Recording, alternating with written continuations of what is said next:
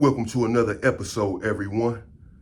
Back in the Los Angeles County Jail in 2016, a black inmate from Hawthorne, California, was brutally attacked by multiple black inmates for disrespecting his own daughter. Well, we were right there in the hole. I was in the hole, headed to Wayside.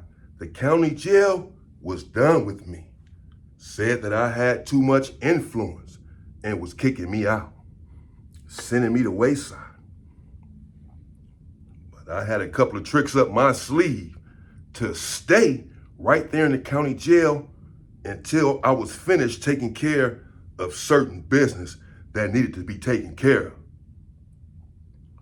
So there in the hole, Doof Hawthorne is yelling out of the cell door, and he's talking to a crip upstairs. And he's saying that he's in there for a parole violation and that his parole officer is about to let him out, that he had been sleeping with his parole officer. Now, I don't know if his parole officer was a man or a woman, but he said he had been sleeping with this person. And based on that, this person was not going to send him back to prison and violate him, that in fact was coming down to release him soon. But as he's carrying on this conversation, he says, to prove a point during the conversation, that's on my daughter's you know what. He didn't say you know what. He said the P word, her private parts. He said that's on my daughter's P. Talking about his daughter's thing down there that you make babies with, where babies come from, the womb. He said, man, that's on my daughter's P. My parole officer coming to get me. And I'm sure everyone there in the hole, well, they took pause, because I certainly did. I said, what the hell did he just say? I asked my neighbor, I said, did you hear that? He said, yeah, man, this dude tripping. Now, if you're talking like that, you are some sort of deviant as far as I am concerned. Hell, you may be in there for doing something with your daughter or something to your daughter. Because why would you make a statement like that? He says, man, that's on my daughter's P. I'm not lying. My parole officer is about to come and get me and release me. That's on your daughter's P. And so, as to be expected, a couple of the blacks yell out of the tears, said, bro, what you say, man? You tripping, don't say that again. Don't say that again. They told him, they made it explicitly clear that he was disparaging and denigrating himself and his daughter. And not to put that out on the tier with other races and just with our race, with anyone. Why would you say that? You're in violation. So he said that he had not said anything wrong, that it was his daughter and his family, and that he can say and do whatever the hell he wanted. This was essentially his attitude. This is how he was comporting himself there in the hole. He figured couldn't no one get to him, and again, he would be on his way out of the door soon. His parole officer was coming to get him, according to him. So he can talk whatever trash he wanted behind this cell door, because there in the hole, you are handcuffed every time you come out of your cell. You're being escorted to the shower by 2 deputies or so. You're being escorted to a visit. You can still have a visit, but it's, but you're being escorted everywhere that you go. So he knows that he is protected, and that in his mind, he's not going back to a module. He's going home. So he says it again in the conversation after the blacks had told him not to say that again, not to cross that line, not to do that again, or it's going to be your ass. He basically said, can nobody tell him what to do? And he said it again, man, that's on my daughter's, you know what? Uzi. That's on my daughter's, what? This dude is sick in the mouth. He's sick in the brain. This is a very seedy and sketchy individual who cannot be trusted. He's an embarrassment to the black community and the black faction. And every black is in an uproar over what he's doing. Well, as fate would have it, when I go back to the county jail, to the main line, to the 4,000 floor, because I did not go to Wayside yet at this time, but they were trying to get me there. The dude, he shows up. He's from Hawthorne. Now, they have gangs out there in Hawthorne, but he doesn't gang bang. They have different gangs out there in Hawthorne, but he's not a gang member. But he has a little afro, dark-skinned dude. He's about 36 years old, grown-ass man. I don't recognize him. He didn't cut his hair. He's trying to disguise himself. He knows that he's in for it. His parole officer did not come and get him after all. Now you're stuck with your ill-advised decisions. Oh, well. A couple of blacks that were there, well, they were prone to violence.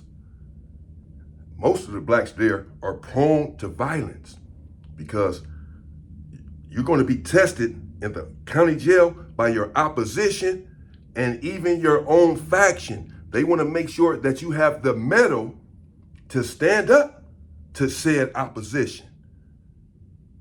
Oftentimes, the violence in the county jail is faction against their own brethren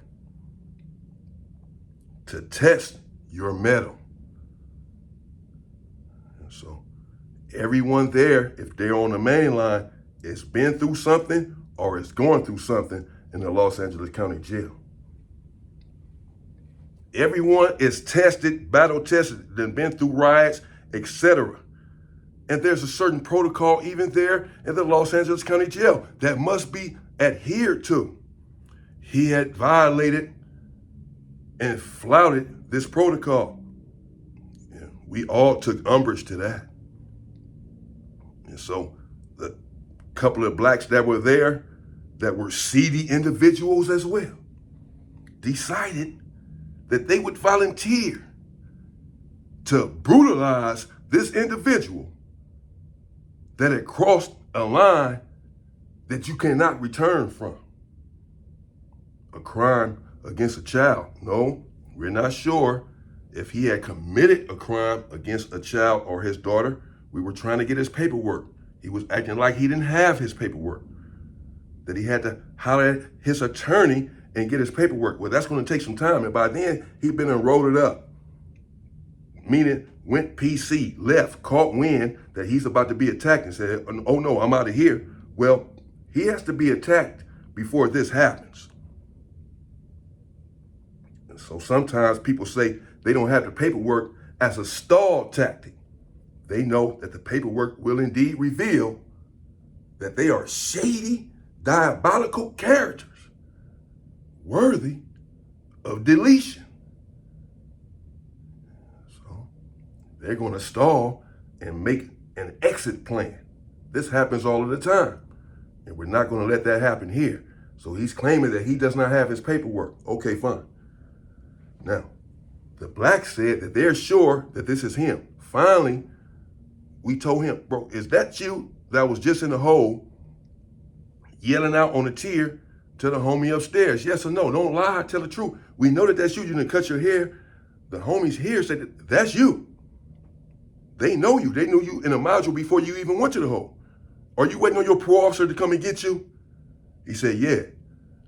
He said, well, that was you, right? Just tell the truth, bro. Ain't nobody going to just tell the truth. And finally, he admitted that he had the unmitigated gall, the audacity to yell out on the tier that that's on his daughter's you know what. He was indeed the culprit. The individuals who had pointed him out were correct. Right then and there, the die was cast and the decision was made to attack. Later on that day, the same day, well, somehow his cell door did indeed come open. And 4 blacks or so ran inside of the cell. He ran to the back of the cell and tried to grab the phone and start trying to swing the phone. He was trying to protect himself, but he was no match for these wolves who had taken umbrage to him disrespecting his own daughter. Weapons were indeed involved, and he was viciously attacked. He was brutalized, stabbed, beaten, stomped. A couple of his teeth were missing, and there was blood all over the floor. They did not let up. They were relentless in their attack, and no one tried to get them to let up because of the disdain that they had for this vermin, because of what he had did. The police came, cleaned him up, threw him on a stretcher, got him out of there, and that was the end of him. Never saw him again. Old Hawthorne was out of there for playing these type of games. Certain things will never fly behind the wall, behind those bars. Certain things will never go. Disrespecting the elderly, women, or children is at the top of the list. Never did get his paperwork. I don't know what he was in there for. He claimed again that it was a violation and that he was on his way home. So maybe it had nothing to do with him crossing some boundary with his daughter or another child, if it was just a violation.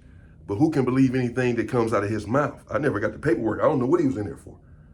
All I know is what he said right there on the tier. I heard it with my own 2 ears, personally.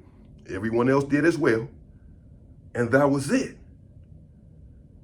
The decision was made based on that.